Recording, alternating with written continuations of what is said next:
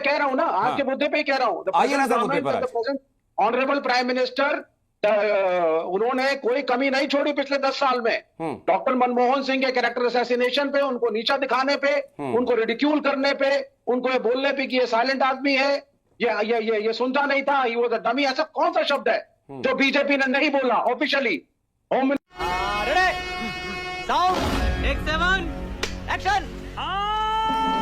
अनंत भाई, वो कहते हैं ना कि लश्कर भी तुम्हारा है, सरदार तुम्हारा है, और तुम झूठ को सच लिख दो, अखबार तुम्हारा है।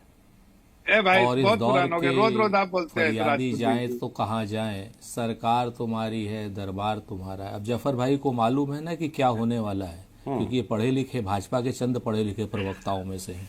इनको पता है कि असलियत क्या है, इसलिए परेशान हो रहे हैं। मैं नरसिम्हा राव से शुरू कर देता हूँ। विनोद अग्निहोत्री जी बैठे हुए। अरे आनंद भाई, इनको अब चुप करिए ना। अगर इन्हीं को बोलने देना तो नहीं, अपनी बात आप रखिए सर। उनके बारे में पहली बार सभी आए, उनके पहले वक्त पूरा आप बिल्कुल बोले सुरेंद्र भाई। वो मूल रूप से असल बात आज की डेट में जी टीवी को एंकरिंग भाजपा वाले कर रहे हैं, आप नहीं कर रहे। नहीं सर,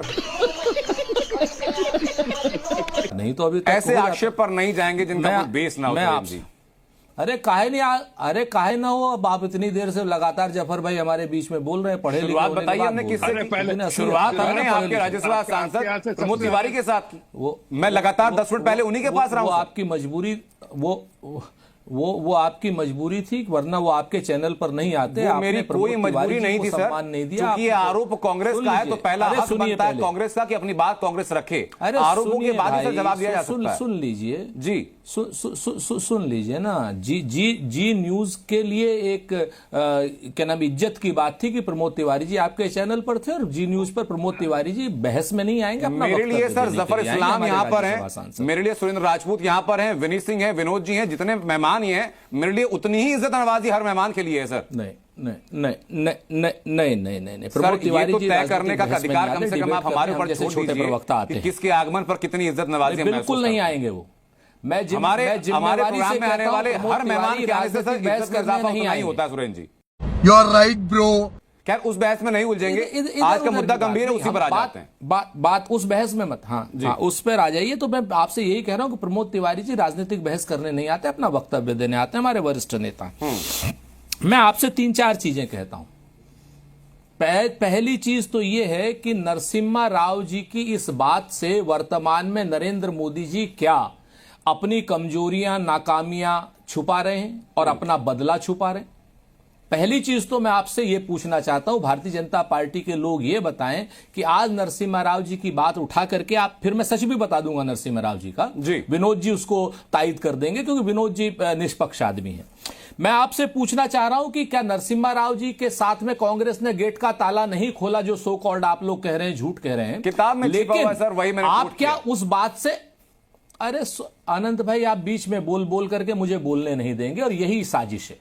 बीच में ना बोल, थारे माथे पर लिखा है बीच में ना बोल। 2 मिनट के लिए शांत हो जाइए प्लीज, मेरी बात हो जाने दीजिए, उसके बाद और कहिए तो मैं चुपचाप बैठा रहा हूं। मैंने तो बीच में बोला ही नहीं किसी, मेरा वक्तव्य तो पूरा हो जाने दीजिए। हम, मुझे भी पता है किताब में लिखा है, मुझे भी पता है किसने किताब में लिखा है, मुझे भी पता है क्यों लिखा गया है। मैंने तो संजय बारू की किताब भी पढ़ी है, मोस्ट एक्सीडेंटल प्राइम मिनिस्टर, जिसमें अनुपम खेर से और क्या नाम आप लोगों ने अभिनय कराया है, मोस्ट फेल्ड पिक्चर कराई है, मुझे तो वो भी पता है ना। आप इस चीज को थोड़ा सा बात को हो जाने दीजिए। मैं ये कह रहा हूं कि नरसिम्हा राव के घटना को सामने लाकर के भारतीय जनता पार्टी अपने पाप क्यों छुपा रही है। कांग्रेस को अगर सजा देनी है तो कांग्रेस को सजा दीजिए। आज की डेट में भारतीय जनता पार्टी अपनी सजा से क्यों बचना चाहती। शमिष्ठा मुखर्जी को झूठे आरोप लगाने के लिए क्या नाम आगे कर करके, चूंकि वो आज भाजपा में है या भाजपा समर्थक हैं, तो उनको ला करके आप अपने पाप क्यों छुपा रहे हैं मनमोहन सिंह जी के लिए। शमिष्ठा मुखर्जी को क्या ये नहीं मालूम कि प्रणव दादा की मृत्यु जो है भारतीय जनता पार्टी के समय में हुई, और भारतीय जनता पार्टी के समय में अगर हुई है क्या नाम प्रणव दादा की मृत्यु, तो स्मारक कौन बनाएगा, कांग्रेस बनाएगी कि भाजपा बनाएगी। आज की डेट में भाजपा से सवाल करने की शमिष्ठा की हिम्मत नहीं, हैसियत नहीं, हौसला नहीं, इसलिए वो हमारे ऊपर सवाल उठा रही है। क्या हम सत्ता में हैं? अगर हम सत्ता में होंगे तो हम बनाएंगे। आ जाए। तुम्हें शर्म है कुछ? कुछ शर्म आया है? ये अब क्या नाम नरसिम्हा राव साहब पे, नरसिम्हा राव साहब का ऑफिशियल लेटर है और उनके बेटे का कि बाकायदा वो चाहते थे कि उनकी जो है अंतिम संस्कार आंध्र प्रदेश में हो।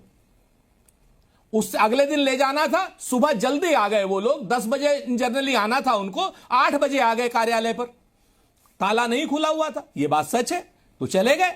इसको लेकर के आप कौन सा वितंडा फैला रहे हैं? इसको लेकर के आप ये फैला देंगे सोनिया गांधी जी और बाकी वरिष्ठ नेताओं ने जब नरसिम्हा राव को श्रद्धांजलि दी, वो गेट के अंदर थे उस वक्त, उनका पार्थिव शरीर के गेट के बाहर था सर। नहीं, ये गलत है। नहीं, मैं तो पूछ रहा हूं सर आपको, जानकारी मैंने कुछ बताया नहीं, मैं तो पूछा आपसे। नहीं नहीं, बिल्कुल गलत है। वो अपने तय समय से एम्स से 2 घंटा पहले आ गए थे। मैं तो पूछ रहा हूं सर कि 2 घंटा पहले सोनिया जी पहले दिन श्रद्धांजलि वहां पर दी गई, सुन लीजिए, उनका पार्थिव शरीर गेट के अंदर था कि बाहर था? अरे सुन, वो जिस समय श्रद्धांजलि दी सोनिया गांधी जी ने, उनका पार्थिव शरीर एम्स में था। आप कुछ भी बोलो, ये नहीं सुनने वाला। कांग्रेस दफ्तर के बाहर श्रद्धांजलि, आप समझिए इस बात को, प्रियंका नहीं, कांग्रेस दफ्तर के बाहर, क्योंकि कांग्रेस दफ्तर वो तय समय से 2 घंटा पहले आ गए थे, क्योंकि उन्हें जाना था हैदराबाद। आप समझिए, पहले पूरा पढ़ा कीजिए, और इस तरीके के जो भारतीय जनता पार्टी का वितंडा है ना, इस पर मत फंसिए। मैं आपसे जो कहना चाह रहा हूं कि ये चीज हो गई। अब आप मुझे ये बता दीजिए कि मनमोहन सिंह जी का पार्थिव शरीर स्मृति स्थल पर नहीं, क्या नाम, अंतिम संस्कार किया जा सकता था जी? आज तक किस प्रधानमंत्री का जवाब इस सवाल को लेकर के सबसे पहले मैं डॉक्टर जफर इस्लाम के पास गया था, विनोद जी ने यही सवाल पूछा, मैं फिर जफर इस्लाम के पास गया, आपने तीसरी बार सवाल पूछा, मैं फिर लेकर जाऊंगा सर यही सवाल लेकर के। तो ऐसा नहीं कि आपके सवाल में नहीं लेके जाओ, मेरा वादा है आपसे सर। पूरी बात सुन लीजिए जी, पूरी बात सुन लीजिए, कहिए सर, पूरी बात सुन लीजिए, पूरी बात, बस एक 30 सेकंड की और है। आप मुझे बताइए कि निगम बोध घाट पर, अरे भाई जितने लोग अच्छे कर्म करके मरेंगे, वो चाहे निगम बोध घाट पर उनका अंतिम संस्कार हो, चाहे किसी कब्रिस्तान में हो, चाहे किसी ईसाई का नाम ईसाई वाले में हो, चाहे किसी में हो, और चाहे गंगा के किनारे हो, जमुना के किनारे हो, या गोमती के किनारे हो, सब स्वर्ग जाएंगे। ये बड़ी अच्छी बात कही आप। निगम बोध घाट पर कोई ऐसा अलग थोड़ी है। निगम बोध घाट पर जो हमारी सबसे बड़ी आपत्ति है, वो ये आपत्ति है कि वहां आम लोग उनके अंतिम दर्शन नहीं कर पाए, जिस तरीके की जगह कम थी निगम बोध घाट पर, जिस तरीके से उनकी पत्नी को प्रॉब्लम हुई, सब लोगों को प्रॉब्लम हुई, सारे पत्रकारों को प्रॉब्लम हुई, आपके पत्रकारों को प्रॉब्लम हुई। निगम बोध घाट पर अगर वो स्मृति स्थल पर क्या नाम अंतिम संस्कार हो जाता तो क्या आपत्ति थी?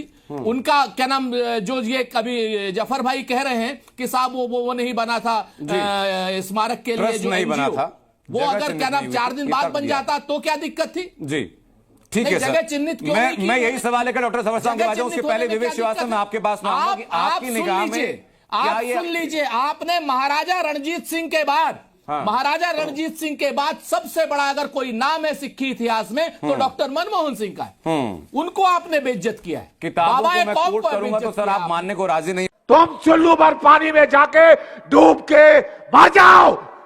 होते मशहूर पत्रकार दुर्गादास भी, India from Curzon to Nehru and after, उसमें जो वाक्य दिए गए हैं उनका भी जिक्र मैं करूंगा सर। आप मानना चाहेंगे तो मानकर जवाब दीजिएगा, उसके पहले विवेक श्रीवास्तव मैं आपके पास मानना चाहूंगा। कौड़ी के फ्रॉडों के अगर आप किताबें करेंगे तो दिक्कत अब सर, क्या किताबें पढ़नी है, क्या किताबें नहीं पढ़नी है, कांग्रेस अगर इसका करिकुलम जारी कर दे तो बेहतर रहेगा सर। मैं फिर उन पत्रकारों के, उन लेखकों के नाम गिनाना शुरू करूंगा जिनके ऊपर एजेंडा सेट करने का आरोप लगता है। आप बोलेंगे कि वही सच्चे इतिहासकार हैं, उन्हीं की किताबें पढ़ा कीजिए। तो सर मुझे हर किताब पढ़ने का हक है, कम से कम ये हक मुझसे ना छीने आप। सुनिए फिर बलराज मधोक की किताब पे भी पढ़कर मैं कह रहा हूं सर कि कौन सी किताबें पढ़नी है, कौन सी किताबें नहीं पढ़नी है, कम से कम कांग्रेस के प्रवक्ता इस बात का हक किसी पत्रकार से ना छीने सर। तो एक बार कर लीजिए, इस बात को तय सर कांग्रेस पार्टी नहीं करेगा, मीडिया सर नहीं करेगा सर। अगर आप विवाद पैदा करना चाहते हैं, कोई विवाद नहीं सर, मैं तो कह रहा हूं किताबों के नाम, खाली किताबों के नाम, किताबों के जो तो पन्ने हैं और उस पर जो पैराग्राफ और लाइन, हर चीज कोट करता जाऊंगा, आप काउंटर करते जाइए। मैं आपको इसमें क्या जगह हो सकती है सर? आपको लगे कि वो चीज, वो लेखन झूठा है, वो बातें झूठी हैं, काउंटर करते जाइए, आपका पूरा अधिकार है। इसलिए आप आमंत्रित हैं इस मंच पर। भारतीय जनता पार्टी के पाप को बचाने के लिए, भारतीय जनता पार्टी के पाप को बचाने के लिए आज जी न्यूज और उनके साथी सारे के सारे ऐसे लग रहे हैं जैसे नरसिम्हा राव के बड़े सगे हो गए। ऐसे लग रहे हैं काम कीजिएगा सर, एक काम कीजिएगा, जब ये डिबेट खत्म हो तो एक बार जरा अपनी टीम से कहकर के, अगर आप इतनी तकलीफ उठा पाए, यूट्यूब पर ड्यूरेशन देखिएगा कि अभी तक की डिबेट में 23 मिनट की डिबेट में कांग्रेस के पास कितना वक्त रहा या बाकी मेहमानों के पास कितना वक्त रहा बोलने का। आपको जवाब खुद मिलेगा। कांग्रेस को कितना आपको टोका जवाब गया खुद ये भी मिलेगा देख इस बात लीजिएगा का। सर। मैं लौटूं आपके साथ, जफर साहब मैं आ रहा हूं आपके पास। कितना टोका गया ये भी देख लीजिए। जफर साहब मैं मत भूलो कि भक्ति और पागलपन में अधिक अंतर नहीं होता। सांसारिक दृष्टि से देखो तो भक्त पागल ही जैसा दिखाई देता है। आ रहा हूं आपकी बात। उसके पहले विवेक श्रीवास्तव मैं आपकी बात मानना चाहूंगा। इस विवाद को विवेक श्रीवास्तव किस नजर से देखते हैं? ये वाकई में विवाद आज के दिन के लायक है या प्रोपेगेंडा किया जा रहा है?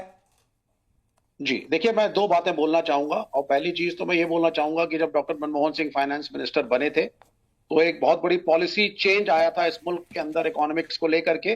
जब हम सोशलिस्ट पॉलिसीज, जिसको हम आज भी लेफ्ट एंडोर्स करती है, उससे शिफ्ट हुए और प्राइवेटाइजेशन, लिबरलाइजेशन और ग्लोबलाइजेशन की तरफ आए।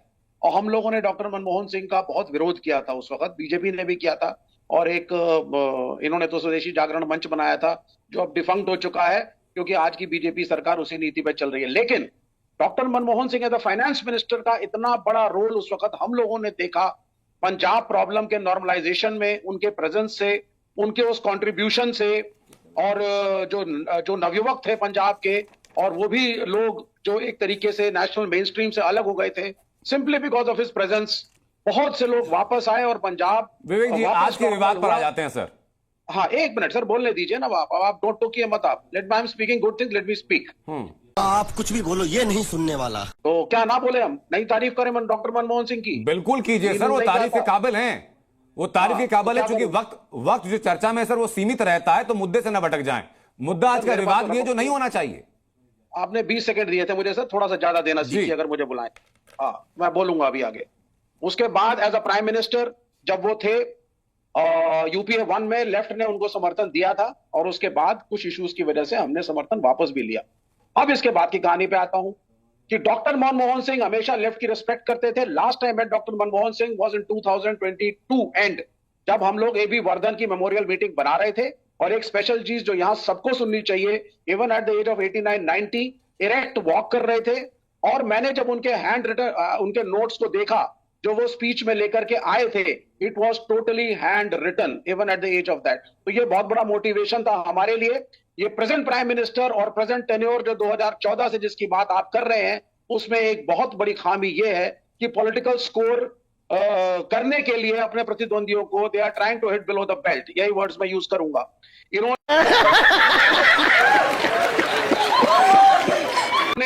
जहां एक तरफ प्राइम मिनिस्टर मोदी ने एक पिक्चर बनवाई ही मैं कहूंगा जिसके अंदर विवेक ओबरॉय मोदी की छवि में आए, वहीं एक्सीडेंटल प्राइम मिनिस्टर जिसमें बरुआ की किताब से विवेक जी देखिए, आप अक्सर इस मंच पर रहते हैं। हाँ, ये बातें बिल्कुल आप कीजिएगा सर। ऐसे आरोप लगाने से ना लगाने से मुझे कोई गुरेज नहीं है, आप लगाइएगा। लेकिन आज के मुद्दे पर रहें तो बेहतर होगा सर। आज के मुद्दे पे कह रहा हूं ना, आज के मुद्दे पे ही कह रहा हूं। आइए ना सर मुद्दे पर। ऑनरेबल प्राइम मिनिस्टर, उन्होंने कोई कमी नहीं छोड़ी पिछले 10 साल में। डॉक्टर मनमोहन सिंह के कैरेक्टर असैसिनेशन पे, उनको नीचा दिखाने पे, उनको रिडिक्यूल करने पे, उनको ये बोलने पे कि ये साइलेंट आदमी है, ये सुनता नहीं था, ये वो डमी। ऐसा कौन सा शब्द है जो बीजेपी ने नहीं बोला ऑफिशियली? होम मिनिस्टर हो गए, प्राइम मिनिस्टर हो गए, जो फिल्में बनाई गई हैं, जिनको एंडोर्स किया गया है। तो आई मीन ये जो कल्चर जो शुरू हुआ है, कहां कांग्रेस ने वाजपेयी को जो सम्मान दिया और कहां जिस तरीके से नरेंद्र मोदी की सरकार ने पिछले 10 सालों में डॉक्टर मनमोहन सिंह का अपमान किया है, सबने देखा है। स्वर्गीय मनमोहन सिंह का अंतिम संस्कार निगम बोध पर किया जाना क्या अपमानजनक मानते हैं आप? आपको क्या लगता है? आप बताइए। एज अ जी न्यूज संवाददाता, बहुत बड़े जर्नलिस्ट हो, आप बता दो क्यों नहीं किया गया स्मृति स्थल पे, क्यों प्लानिंग नहीं करी गई? तुम्हें शर्म है? कुछ शर्म आया है? बोध घाट पे तो आम जनता भी आती है, उसी की इकोनॉमिक पॉलिसीज को आप फॉलो कर रहे हो और एक डिसीजन आप ले नहीं पाए जी। और आज मगरमच्छ के आंसू। 10 साल तक जिस प्राइम मिनिस्टर की निंदा करी आप लोगों ने, रिडिक्यूल किया, मजाक उड़ाया जी, हर चीज करी आप लोगों ने। इसी सवाल को लेकर तुम चुल्लू भर पानी में जाके डूब के मर जाओ। सर मेरे पास 2 मेहमान और हैं। ऋतुराज झा मेरे साथ हैं आम आदमी पार्टी से और प्रोफेसर विनीत सिंह है। ऋतुराज झा, आम आदमी पार्टी का क्या टेक है इस पूरे विवाद को लेकर के? हम लोग तो स्तब्ध हैं कि जिस तरीके का हमारे डॉक्टर मनमोहन सिंह जी 10 साल भारत के प्रधानमंत्री रहे और जिस तरीके से उन्होंने देश की आर्थिक प्रगति में, देश की नीति बनाने में योगदान दिया और जिनके पॉलिसीज को विदेशों में ऑक्सफोर्ड यूनिवर्सिटी, कोलंबिया यूनिवर्सिटी में, पूरी दुनिया में पढ़ाया जाता है, उस प्रधानमंत्री को किस तरीके से अपमानित किया गया केवल इसलिए क्योंकि वो एक सिख कम्युनिटी से आते हैं। और आप सोचो कि उनको निगम बोध घाट में उनका अंतिम संस्कार किया गया और 1000 गज जमीन आज केंद्र सरकार के पास नहीं है, जो समय से अलॉट करके और उनका जो है सो पूरी इज्जत के साथ, रिस्पेक्ट के साथ उनका लेकिन अंतिम केंद्र सरकार तो संस्कार कह रही है करती। सर कि कैबिनेट मीटिंग हुई, नोटिफिकेशन जारी कर दिया गया है, ट्रस्ट भी बनेगा, जमीन भी मिलेगी, स्मारक भी बनेगा। अनंत Tyagi ji, let me finish जी। क्या आज तक किसी भी प्रधानमंत्री का अंतिम संस्कार निगम बोध घाट में हुआ है क्या? मनमोहन जनता माफ नहीं करेगी।